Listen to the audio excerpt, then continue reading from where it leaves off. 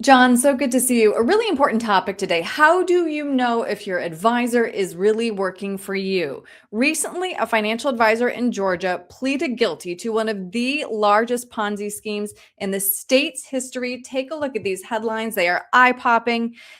Built more than 2,000 investors out of roughly $380 million. So, John, what are the key signs that a financial advisor is acting in their client's best interest? And how does the fiduciary standard play into this? Yeah, so there's really two separate types of videos here we could go with. Mhm. Number one, I mean, the Georgia example, that's criminal behavior. Yep. And in any industry, you're going to have bad actors, and this is one of them. And then there was the famous Bernie Madoff. Both of Hmm. them were two in the same scumbags. The question that I really like that you pose, which is, essentially where this video is going, is how do you know your client or your advisor is working in your best Right. interest? And that really comes down to a couple things that you have to evaluate on a really a daily basis of interactions with your advisor. Number one, is your advisor communicating with you in both good and bad times? You know, things aren't always going to go perfect. They're not going to go perfect in life. They're not going to go perfect in health. The markets aren't going to act the way we all want to. Trust me, I would love if they did. But when our clients call and ask us why are we doing this, or why are returns this high or this low, is your advisor willing to answer the tough questions, Right. willing to take the call, and are they being transparent, open and honest? Right before we had our new charting system in September under our technical analysis and tactical investment management, I struggled. And I had a lot of tough conversations with some clients who, we always believe in transparent communication. And the biggest thing that I did was I didn't make excuses.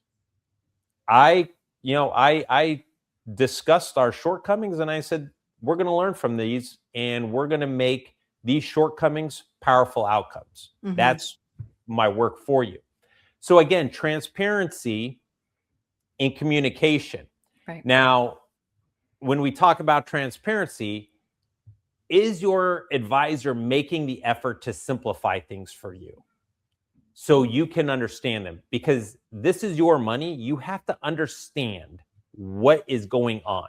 Now, I'm not trying to, you know, have my clients understand what an option or derivatives or standard deviation or beta. Not They don't need to know all those little technical datas or investment philosophies, but do they understand that equities carry more risk than bonds?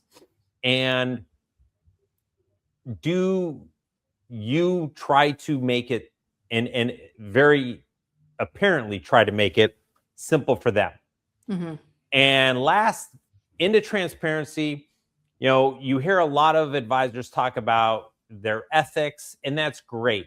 And ethics is obviously very important, as we saw, with the opening of this video. But I like to take ethics to another level with the word integrity, because you can be ethical, but when I talk to my clients about the standard of service that we have and the little things of email or calling them back within 24 hours, am I really holding myself to that standard? And is your advisor holding themselves to that standard? That, to me, if they're making those little promises that they can't keep, that's a big red flag. Hmm. Right. So, in light of this Ponzi scheme, what questions should investors ask when evaluating the credibility, the trustworthiness, the integrity that you mentioned of a prospective advisor? Number one, have you ever had any regulatory issues or Yeah, findings against you? right. Now, and I am no to both of those, but just because someone's had a complaint filed against them doesn't mean that they were guilty of it. So make sure that they were actually found of it. Hmm.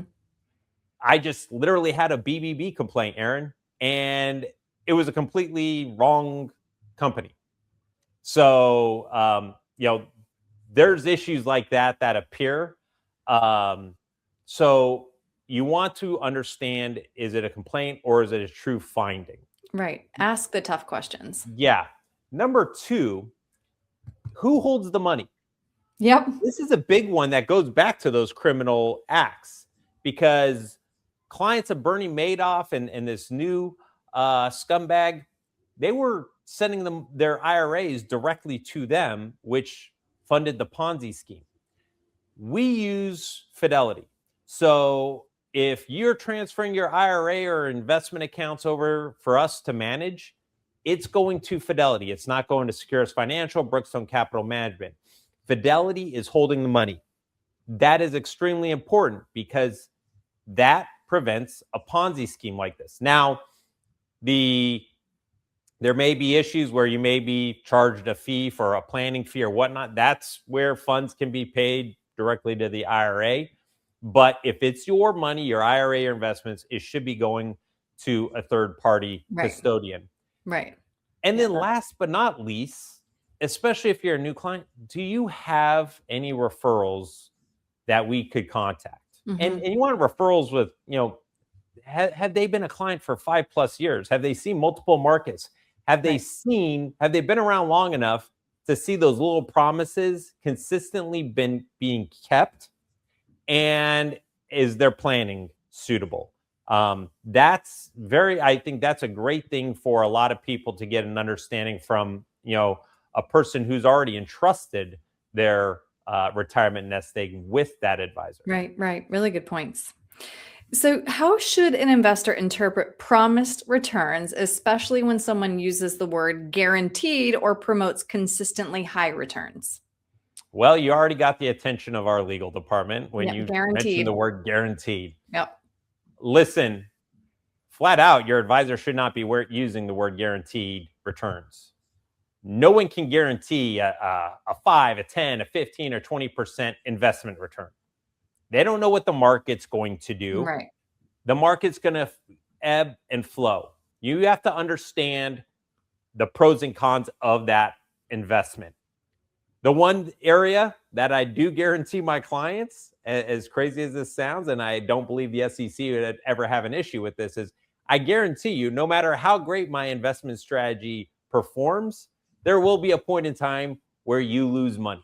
Yes. Whether you're giving back profits or whatnot, your portfolio at some point in time will go backwards. Right. That's the markets. That's the only thing I'll guarantee people. And again, that's being transparent. That there is no perfect investment strategy. If there is, you're probably talking to that Georgia investor or Bernie Madoff. Right. Yeah. No, that's a good point. Yeah, that's probably a red flag if there isn't any up and down in there. All right. So as you mentioned already, transparency is crucial. How often should clients expect performance reports and updates? Well, we tell our clients we want to meet with you at least once a year, if not twice. That we kind of leave that up to the clients. Our clients are traveling, they're living life. As much as they may like me, I'm sure they don't want to spend an hour in my office talking about investments all the time.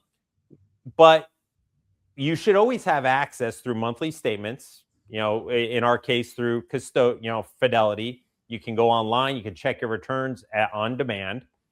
If you're having a hard time doing that, and you reach out to us or your advisor, they should be able to send you a report right then and there. There should always be the willingness to account for your money and your returns. Right. So then, John, if an investor suspects something is off, what are the practical steps they should take immediately to protect their assets and get clarity? Well, I like that word clarity. And the first thing is start doing your research. There's tons of research out there that are at your fingertips.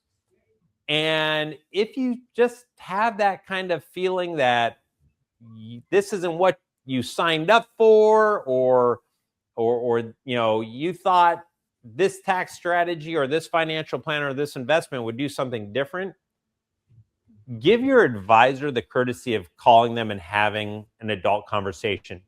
Because believe it or not, folks, and this is statistically proven in behavioral finance and just neuro performance, you retain about 25% of a conversation, especially the first time. So if you were talking about a certain fund and it was explained to you that this is how the fund would act in good times or bad times, here's the pros and the cons, and you didn't catch all of that, give your advisor the ability to have that discussion and explain themselves, and really pay attention. Is that advisor getting defensive? Are they dodging the direct questions? Are they giving you some type of sales pitch? Or are they being direct, and are they explaining, hey, we had this discussion, we take copious notes, I'll show you where we discuss this. That type of thing. If you really are seeing some red flags with the performance or your account values especially, and you can't understand it, and the advisor's again dodging this question, then with me, Brookstone is my bigger RIA. I would contact their legal, and if you're still not getting any resolution, then that's where you look into the SEC or FINRA to help investigate further. Yeah. Right. But listen to your gut, because John, as you mentioned, and as we've talked about so many times, it's so emotionally charged. And of course, you don't want to think that you've made a mistake with your money or the person you've chosen to invest with. So that's why education is certainly key, and communication and transparency, all the things you mentioned. And again, a lot of topics that we've covered before, which are on your YouTube channel, great resource as well. But John, if somebody would like to talk this through with you a little bit more, what's the best way to reach you? Well, and Erin, before we go there, can I just talk about that gut feeling? Because follow the gut feeling, but again, also give.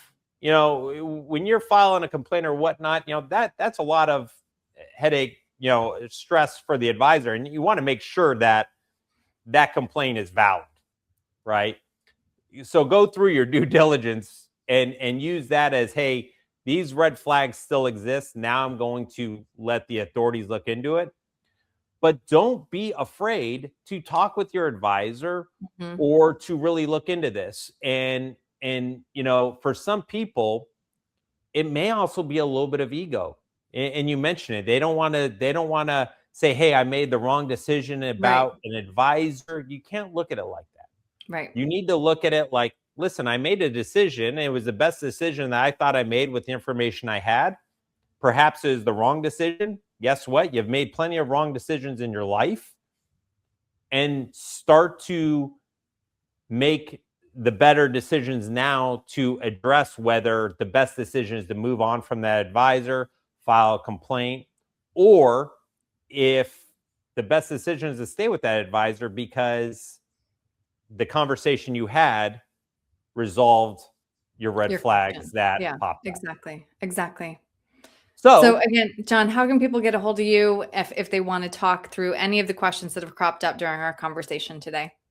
Yeah, just visit our website, www.gosecurus.com. We have a host of podcasts and videos that talk about all sorts of issues, including, and not everybody on this channel is elder abuse, but elder and financial abuse. That's an important thing, because it's not only your advisor, it could also be a trusted friend or loved one. While you're on our website, we now have a little AI scheduling bot that will pop up and will help you schedule a 20-minute phone call if you have any general questions, or if you want to elicit our services, you can schedule a complimentary vision and clarity consultation. Great. John, thank you so much for this today. I really appreciate it. Thank you, Erin.